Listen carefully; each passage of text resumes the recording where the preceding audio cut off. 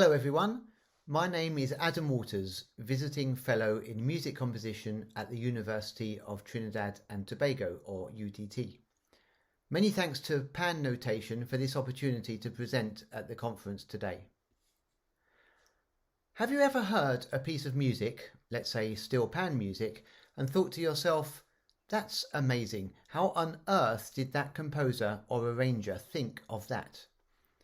That was my experience time and time again when I played in 5 panorama seasons with Trinidad All-Stars. In the pan yard, literally before our eyes, arranger Leon Smooth Edwards would come up with twists and turns in his arrangements that would blow my mind and win panorama championships. Leon has an incredible musical mind, and as someone who grew up in Trinidad, he is a cultural insider whose musical instincts and mastery of style stem from many years steeped in the panorama tradition. In contrast, my own musical background stems from growing up here in the UK, where I had a traditional training in the Western classical tradition.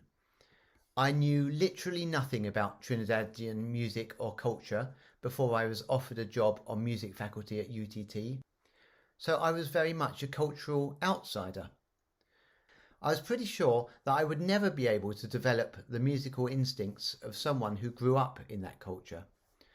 So I needed some other way of rooting my music in Trinidad. And that's when I had the idea of looking for inspiration, not just in local musical styles, but also in the physical structure of the national instrument.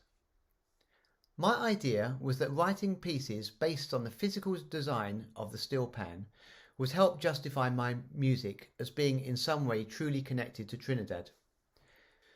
To date, I have written 3 pieces in this way, each with a slightly different approach. So let's have a look at them now. In 2015, I joined forces with my UTT colleague Caitlin Caminga to write River of Freedom.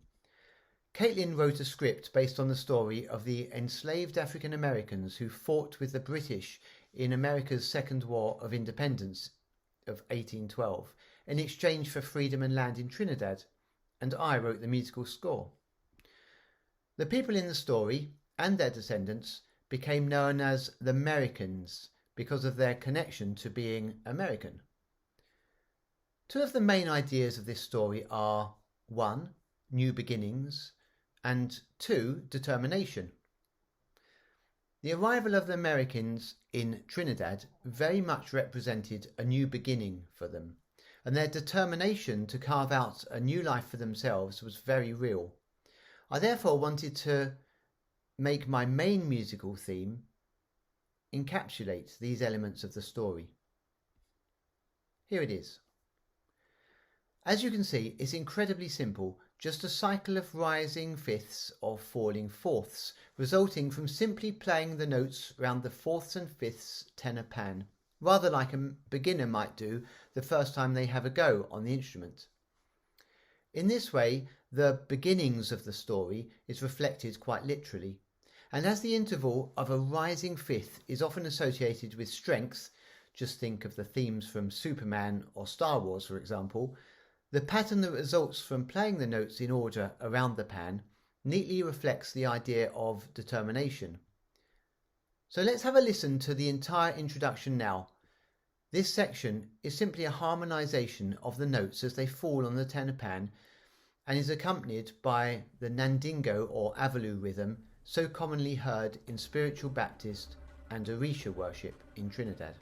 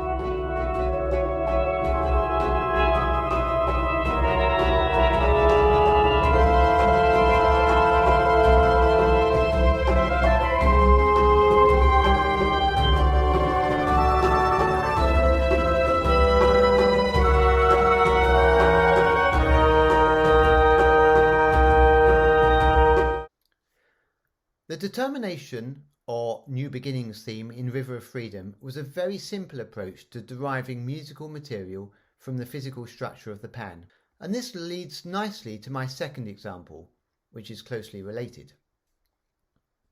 In 2011, I wrote The Old Yard, Portraits of Carnival, a series of 5 short movements, each depicting a different traditional carnival character from Trinidad.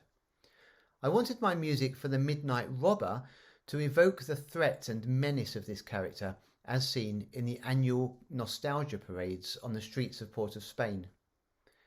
The Midnight Robber often talks about fate and death, and this made me think of the unstoppable passage of time.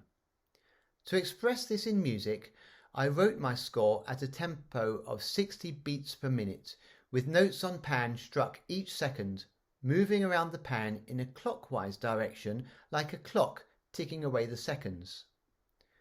In this piece, I chose the double second Steelpan and wrote the music according to the structure of a low F instrument that had 8 notes around the edge of one pan and 9 around the edge of the other. Starting on the B-flat 3 on the left-hand pan and the F4 on the right-hand pan, the player simply plays around the 2 instruments at the same time in that clockwise direction. But as there is a different number of notes on each pan, the cycle repeats 1 beat earlier on the right-hand pan, which has 8 notes, than on the left-hand pan, which has 9. This means that the harmonies shift subtly throughout the piece, often resulting in dissonant intervals, which felt entirely appropriate to convey the character of the Midnight Robber. In the score here, you can see the right-hand pan in the top stave and the left-hand pan in the bottom. The cycle is shown in alternate blue and yellow blocks, so you can see how the phase steadily shifts throughout the piece. To hear this Steelpan part in context, here now is the complete movement as recorded by Ibis Ensemble and featuring Michael Cherry as the Midnight Robber.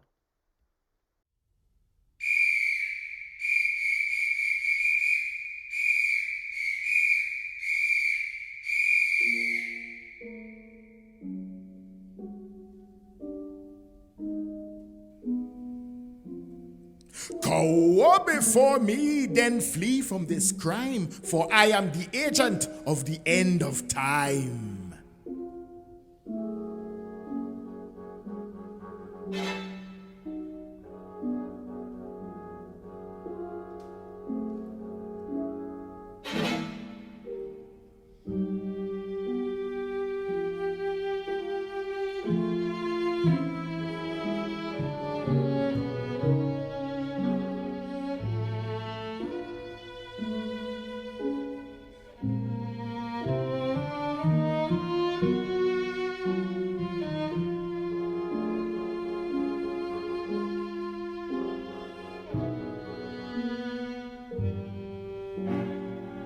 Revenge is my mission, blood red fills my vision, for I is the son of Shakonia.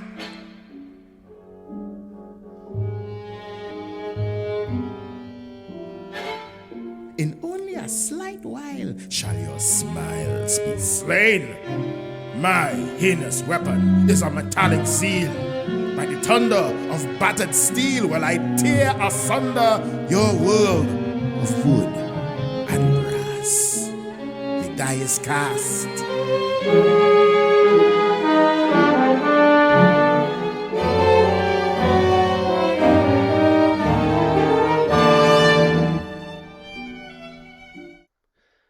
Just before the first lockdown changed everything for all of us working in the performing arts, I finished writing a piece for my colleague Josh Watkins. Josh is the Associate Professor of Percussion at UTT and had asked me for a new pan and percussion piece for his advanced students to play. I decided once again to search for patterns in the layout of notes on the 4th and 5th tenor pan, but this time in a rather different way. Experimenting on my pan at home, I found 4 related patterns that I liked the sound of and used these as the starting point for the harmonies in Carnival Dawn. As you can see, each pattern contains 12 notes that sit next to one another on the steel pan. Whilst the patterns start on different notes, playing them requires making the same relative physical movements across the instrument. We just have time to listen to section 1 of Carnival Dawn as recorded during lockdown by Josh Watkins, who plays all the parts. You'll be able to follow the steel pan part on the scrolling score.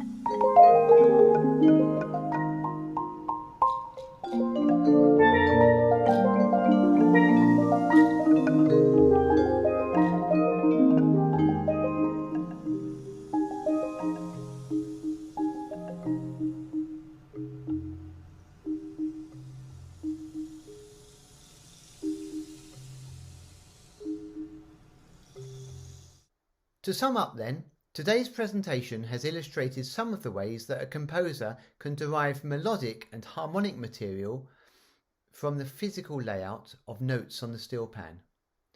In my case, I started doing this to justify my music as being somehow rooted in Trinidad, the birthplace of the steel pan. But it is a technique that I hope other composers may also be interested too, not necessarily for any other reason than simply to find fresh possibilities for new and innovative compositions that express Pan's own voice. Thanks very much.